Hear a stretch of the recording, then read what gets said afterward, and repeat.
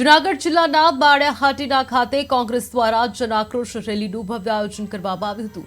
સોમનાથથી પ્રારંભ થયેલી આ રેલી આજે બાળિયાહાટીના ખાતે પહોંચીને ગુજરાત પ્રદેશ કોંગ્રેસ પ્રમુખ અમિત ચાવડા, પાલ આંબલિયા, પ્રગતિ આહિર, ધારાસભ્ય ધારાસભ્ય વિમલ ચુડાસમા અને હીરા જોટવા સહિતના કોંગ્રેસના આગેવાનો અને કાર્યકરો રેલીમાં જોડાયા હતા।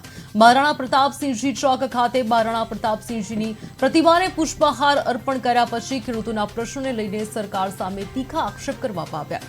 કોંગ્રેસ આગેવાનોનું કહેવું હતું કે કમોસમી વરસાદના કારણે મગફળી, કપાસ સહિતના પાકમાં ભારે નુકસાન થયું છે અને સરકાર ખેડૂત માટે પાક ધિરાણ માફ કરવું અને ટેકાના ભાવે ખરીદી માટે સરળ નિયમો બનાવવી જોઈએ। જ્યાં બાળિયાહાટીમાંથી રેલી પસાર થતા ખેડૂતોમાં આશા અને આક્રોશ બંનેના સ્વર સાંભળવા મળ્યા હતા।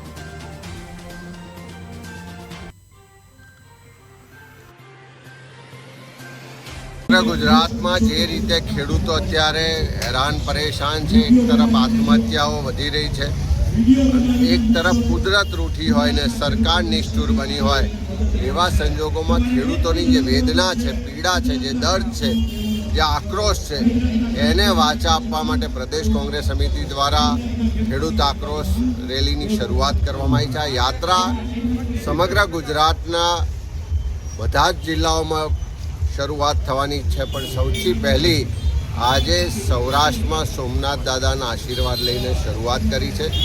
આજે 6 તારીખે સોમનાથથી શરૂઆત કરી છે અને 13 તારીખે દ્વારકા ખાતે એનું સમાપન થશે। સૌરાષ્ટ્રના 11 જિલ્લાઓમાં યાત્રા ભ્રમણ કરવાની છે। દરેક ખેડૂતના પ્રશ્નોને એની તકલીફને વાચા આપીશું અને ખાસ કરીને દ્વારકામાં ખેડૂતે આત્મહત્યા કરવી પડી, ઉનાના ખેડૂતે આત્મહત્યા કરવી પડી, ચારે તરફ ખેડૂત આર્થિક રીતે આજે ભીષમાં છે, ત્યારે અમારી સ્પષ્ટ સરકાર પાસે માગણી છે કે ખેડૂતોના સંપૂર્ણ દેવા માફ થવા જોઈએ। દર વર્ષે અતિવૃષ્ટિ થાય, કમોસમી વરસાદ થાય, વાવાઝોડું આવે, કુદરતી આફતો આવે અને ખેડૂત આર્થિક રીતે પાયમાલ થાય છે। ત્યારે આખા દેશમાં બધા જ રાજ્યોમાં પાક વીમા યોજના અમલી છે, પણ ગુજરાતમાં પાક વીમા યોજના નથી। તો સરકાર પાસે માગણી છે કે તાત્કાલિક પાક વીમા યોજના લાગુ કરવામાં આવે અને આ ખેડૂતોના દેવા માફ કરવામાં નહીં આવે ત્યાં સુધી કોંગ્રેસની આ ખેડૂતો માટેની લડત